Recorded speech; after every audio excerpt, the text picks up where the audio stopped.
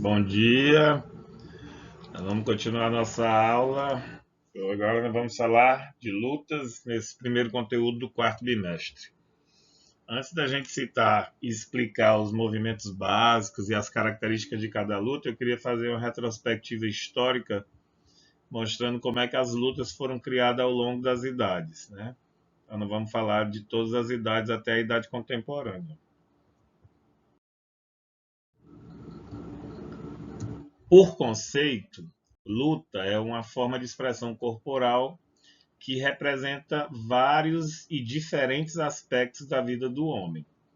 É importante a gente entender que o termo lutar não significa somente o que a gente entende hoje como bater em alguém ou brigar por alguma coisa, mas que tem uma expressão relacionada à corporeidade do homem que representa diferentes aspectos da vida dele. Esses diferentes aspectos da vida dele e essa interpretação do que seja luta pode ir desde a sobrevivência, que isso a gente já percebia na idade pré-histórica, que os homens tinham que lutar para sobreviver, no que se refere ao passado da nossa sociedade, né, da sociedade humana, até as questões relacionadas à nossa sociedade propriamente dita, onde todos os dias nós temos que lutar por alguma coisa, por um bom emprego, por uma boa nota na faculdade, por um bom trabalho, pelas questões afetivas, quando você tem que lutar por um bom relacionamento, por um bom convívio social, por menos brigas, pelas questões religiosas, onde você tem que lutar pela sua religião e defender sua religião, por questões políticas, porque tudo se refere à sociedade humana passa pelas questões políticas, e as questões econômicas, como eu havia dito, que são as lutas pelos bons empregos e as boas condições econômicas. Desde essa interpretação do que seja lutar até a forma de linguagem que é transmitida pelo homem ao longo dos tempos. Então, a luta também representa uma forma de linguagem corporal transmitida ao longo dos tempos, das épocas históricas. Para que a gente possa entender cada época histórica, nós vamos começar da pré-história. Então, desde o período pré-histórico, a sociedade humana, os homens, a nossa espécie Homo sapiens sapiens, promovia uma luta pela sobrevivência, pela grande dificuldade que era em se manter vivo num período onde a maioria da população vivia em guerra, eram organizados em formas de tribos e tinham pouca organização ou quase nenhuma organização social pré-estabelecida. Não tinha cidade, não tinha bairro, não tinha família constituída como a gente entende hoje. Então, nesse período pré-histórico, a luta se baseava eminentemente pela sobrevivência. Com o passar do tempo, na Idade Antiga, que a gente considera a Idade Antiga os povos antigos, aqueles primeiros povos que se fixaram no crescente fértil na Mesopotâmia, que deixaram de ser coletores e passaram a ser agricultores, esses povos desenvolveram o conceito de luta, principalmente a partir de raízes nascidas na Índia e na China, o que são os dois países mais antigos que nós temos da história da humanidade, aproximadamente 5.000 anos atrás. Em 776 a.C., inicia-se os Jogos Olímpicos na Grécia Antiga, pelo menos essa é a data que mais existe consenso, que os Jogos Olímpicos se iniciaram nesse período. E nesse início dos Jogos Olímpicos houve a introdução de competições à base de lutas. que era o boxe, mas não é o boxe que a gente conhece hoje. O boxe desse período aqui da Grécia Antiga eram dois lutadores que amarravam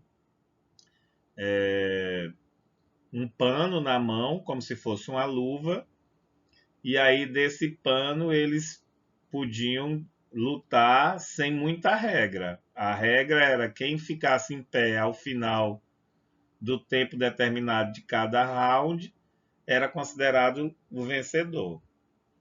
O Arling, que é um tipo de luta que não tem nenhuma roupa, e aí os vencedores, ou o vencedor da luta, era aquele que conseguia derrubar o seu adversário primeiro de costas.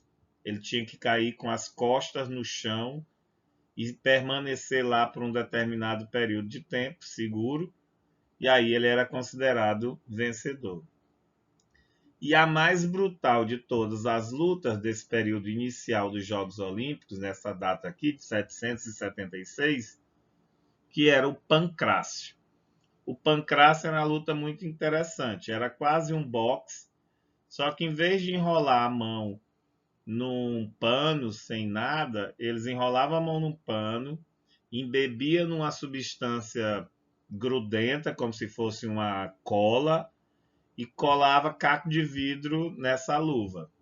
E aí, nesse pano que era enrolado na mão.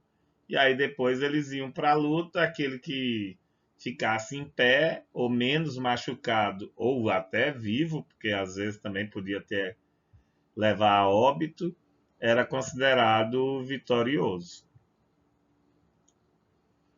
Somente em 264 a.C. apareceu a mais brutal de todas as lutas, no Império Romano já. A gente sai da Grécia Antiga e chega no Império Romano, que era a luta dos gladiadores, que você já deve ter assistido a algum filme. O filme mais conhecido que tem sobre isso é o filme dos gladiadores. Então, nesse período, os gladiadores começam a tomar conta do esporte.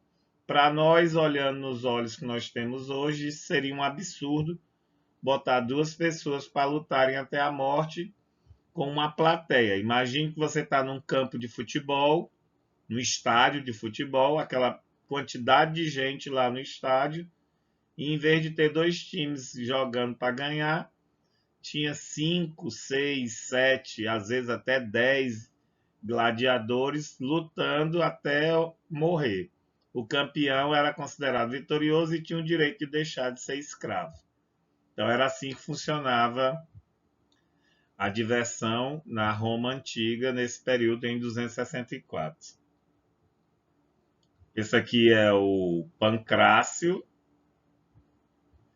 Esse aqui seria a imitação do Arles, que hoje é o que a gente chama de luta greco-romana, e o boxe, que é o que a gente mais conhece.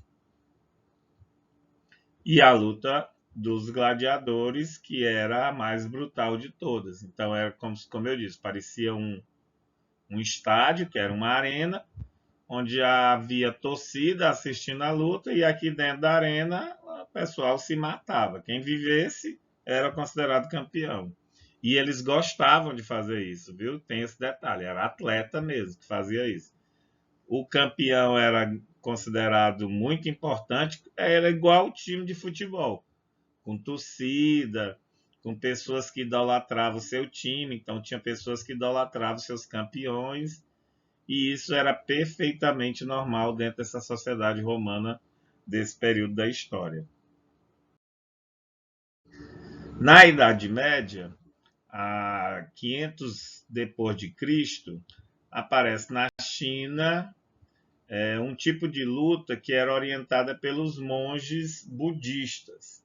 Essa era uma luta que não utilizava arma e era basicamente a partir de agarrar e derrubar, que seria mais futuramente uma quase proximidade de um judô, mas não era judô ainda. Ainda não.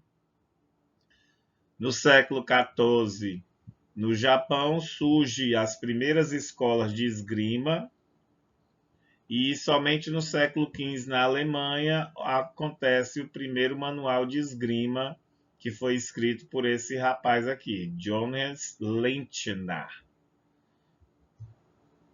No século XV, na China, com a proibição da utilização de armas, houve o desenvolvimento de um tipo de luta que nessa época foi chamada de jiu-jitsu e de karatê, que era o primo avô do que hoje a gente vê de jiu-jitsu e karatê. Então é uma luta que ainda não tinha todos os golpes que nós vemos hoje, mas era o início. Que aqui seria a esgrima, que é uma luta de duas pessoas com um tipo de espada que chama de florete. E aí o campeão ou o vencedor é aquele que consegue alcançar a ponta do florete em determinadas partes do corpo. Quanto mais próximo do tórax você alcançar, mais vale o ponto. Mas tem uma região que vale mais pontos do que outra. Essas roupas são especiais, obviamente. E aí todo toque que o florete dá na roupa aparece no painel eletrônico dizendo que a pessoa alcançou o toque. E aí a quantidade de toques vai gerar um vencedor. O karatê, como eu havia dito, e o jiu-jitsu, que vai ser o precursor do judô.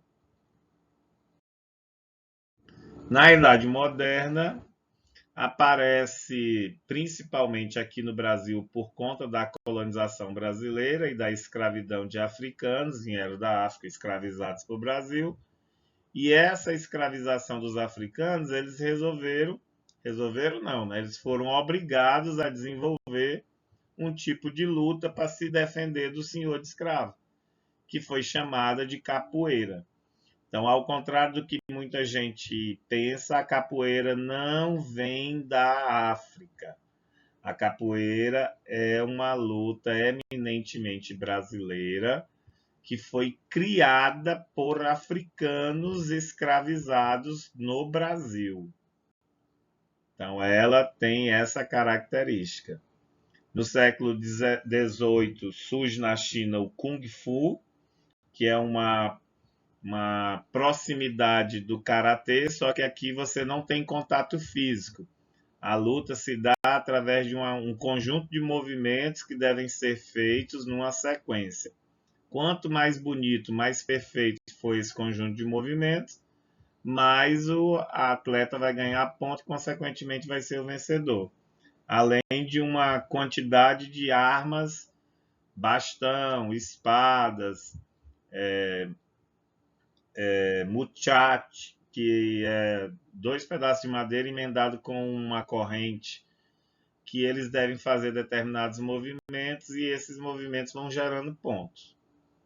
Em 1743 aparece as primeiras regras do boxe, como eu disse anteriormente, no início da formação do boxe não tinha regra, a regra era quem ficasse em pé era o vencedor. Mas aí, em 1743, criaram algumas regras para tentar melhorar esse esporte. E em 1750 aparece também na China o Tai Chi Chuan, que é uma luta mais suave, onde os atletas ou os praticantes têm que executar movimentos numa leveza o mais próxima possível da perfeição. Que seria a capoeira, como eu disse, que é eminentemente brasileira, e o Tai Chi Chuan, que foi criado na China antiga ainda e foi transportado para a Idade Moderna. Na Idade Contemporânea, que é a idade que nós estamos vivendo agora, surge o judô em 1882, e esse judô é uma modificação do antigo jiu-jitsu que já existia. Qual é a diferença? No jiu-jitsu, todos os golpes são feitos no chão. No judô, tem um momento, ou tem golpes que podem ser feitos em pé e tem golpes que podem ser feitos no chão.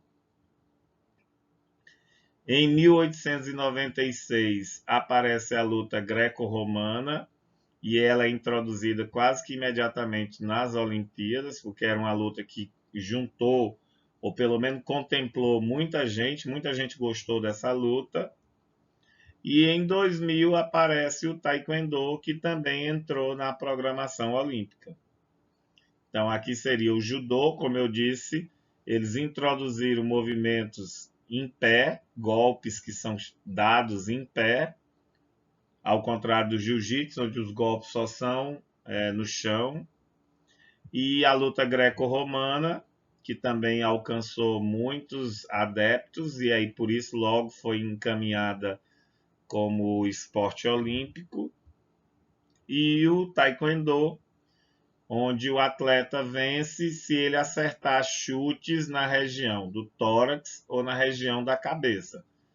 Os chutes acertados na região da cabeça vale mais pontos do que os chutes acertados na região do tórax. E aí eles vão somando os pontos. Quem fizer mais pontos ao final do tempo da luta é considerado o vencedor. Obrigado pela atenção e na próxima aula nós vamos continuar falando detalhadamente sobre as lutas, tratando eminentemente ou primeiramente da capoeira.